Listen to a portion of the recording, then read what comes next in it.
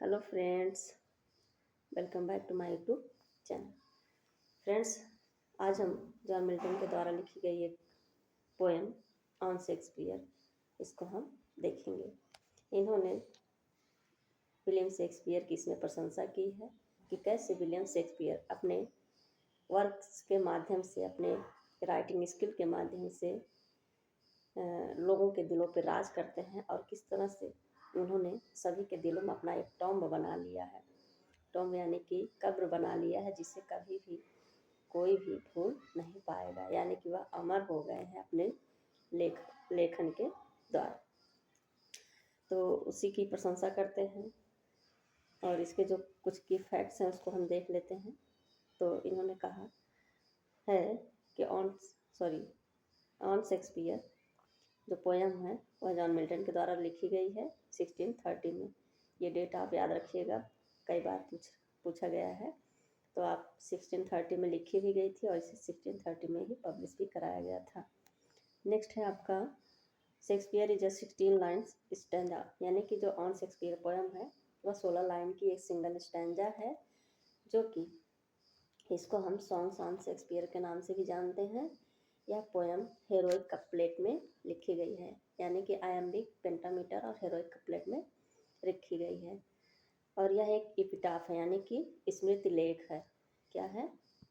स्मृति लेख, किसी की स्मृति में लिखा गया जो हो। On Shakespeare is the first publish poem of John Milton, यानी कि जॉन मिल्टन की यह सबसे पहले पब्लिश की गई पोएम है। Shakespeare is written by Matthew Arnold. ये देखिए, ऑन शेक्सपियर जो है यह तो जॉन मिल्टन के द्वारा लिखी गई है, लेकिन जो शेक्सपियर है वह मैथ्यू आर्नोल्ड के द्वारा लिखी गई है, जो कि 14 लाइन्स की एक पोएम है, वह सोनेट है। इसको हम सोनेट के नाम से जानते हैं। तो आई होप इतने की फैक्ट्स आपको पता चल गए। तो चलिए हम पोएम को लाइन बाय लाइन देखते हैं।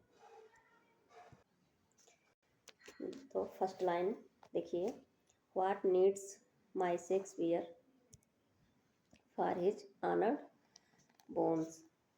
तो मेरे शेक्सपियर को क्या ज़रूरत है? फॉर हिज ऑनर्स बोन, उनकी सम्मानित अस्थियों के लिए, यानी कि उनके लिए टॉम्ब बनवाने की क्या ज़रूरत है। The labour of an age in, ये जो टाइपो हो गया है, तो the labour of an age piled stones, तो पत्थरों पे पत्थर रख कर जो बनाए जाते हैं कब्र या टॉम्ब, उसमें एक समय गुजर जाता है और उसमें बहुत मेहनत लगती है। और that his hallowed relics should be hid under a star या पॉइंटिंग पिरामिड, या फिर उनके लिए एक ऐसा पिरामिड जिसमें उनकी पवित्र अस्थियों को, हिज हॉलो रेलिक्स यानी कि उनकी पवित्र अस्थियों को एक कब्र में रख कर कब्र में दफना दिया जाए और उस पर पिरामिड बना दिया जाए। तो इसकी भी ज़रूरत शेक्सपियर जी को नहीं है।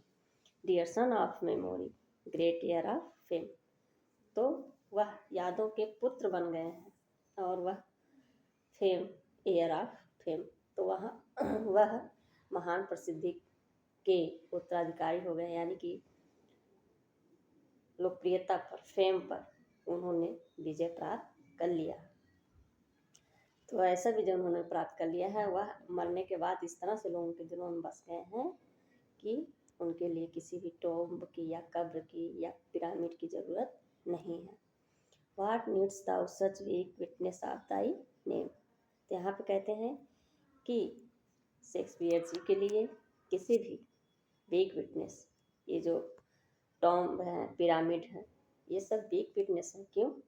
क्योंकि यह एक समय के साथ धीरे धीरे नष्ट हो जाएंगी, लेकिन जो उनका नाम है वह लोगों के दिलों में हमेशा बना रहेगा। Thou in our wonder and astonishment hast built thyself in livelong monument, और वह उनके प्ले ने, यानी कि उनके जो भी रचनाएं हैं, उन रचनाओं के माध्यम से वह हमारे ऊपर एक ऐसा आश्चर्य और एस्टोनिशमेंट छोड़ गए हैं, बना गए हैं कि वह कभी भी समाप्त नहीं होगा, यानी कि लिव लॉन्ग, बहुत दिनों तक इसी तरह से बना रहेगा। यानी कि हम लोगों के लिए विलियम शेक्सपियर अमर हो गए हैं। Forward to the same of slow enduring art. तो वो लोग, यानी कि उनके समय में और भी लेखक थे जो लिखते थे, लेकिन वह इतने प्रसिद्ध नहीं हुए। स्लो इंडोरिंग यानी कि वह बहुत ही मेहनत करते थे, लेकिन उनकी लेखक जो लिखते थे वह बहुत ही स्लो फेमस होती थी, और उन्हें खुद पर सेम भी आता था, यानी कि उन्हें खुद पर शर्मिंदा भी महसूस करते थे। The easy numbers flow and that is heart hath from the leaves of the unvalued book. तो कह रहे हैं इजी नंबर्स फ्लो, जो आपने इतनी सारी रचनाएं की हैं या इतने सारे वर्क्स आपने लिखे हैं, वह कहीं ना कहीं लोगों के दिलों में, हर एक बुक्स कहीं ना कहीं प्रत्येक लोगों के दिलों में कुछ ना कुछ नया छोड़ के जाती है। Help from the leaves of the unvalued book. और जो आपकी किताबें हैं वह, उनकी जो वैल्यू है, उनकी कोई वैल्यू हो ही नहीं सकती, यानी कि वह इतनी महान किताबें रहीं। उनकी जो एक एक पेज थे वे सब बहुत ही ज़्यादा गहरा प्रभाव लोगों के ऊपर छोड़ गए। Those Delphic lines with deep impression took. और वे कैसी लाइन्स थी? वह डेल्फिक लाइन्स थी, यानी कि यह ग्रीक का एक शहर है जो कि बहुत ही फेमस था, जिसको हर कोई जानता था। तो उसी तरह से विलियम शेक्सपियर की किताबें ऐसी हैं, उन्होंने जो कुछ भी लिखा है, उनके लिखा के उनके वर्ड्स लोगों के दिलों पर इस तरह से प्रभाव छोड़ के गए हैं कि हर कोई जो भी पढ़ने वाले हैं उनको जानते हैं। नेक्स्ट हम देखते हैं नेक्स्ट लाइन। आगे जॉन मिल्टन कहते हैं, then thou our fancy of itself bereaving dost make us marble with too much conceiving. कहते हैं जो आपकी ये रचनाएं हैं, यह हम लोगों में, यानी कि हम लोगों की इमेजिन में बस गए हैं। हम लोग इसकी कल्पना भी नहीं कर सकते, यह इतने महत्वपूर्ण है, खुद में इतने महत्व सेल्फ विवेरिंग, यानी कि यह खुद में इतने ज़्यादा महत्वपूर्ण हैं, इतने ज़्यादा लोकप्रिय हैं कि हम लोग उसकी कल्पना करने लगते हैं। Dust make us marble with too much conceiving.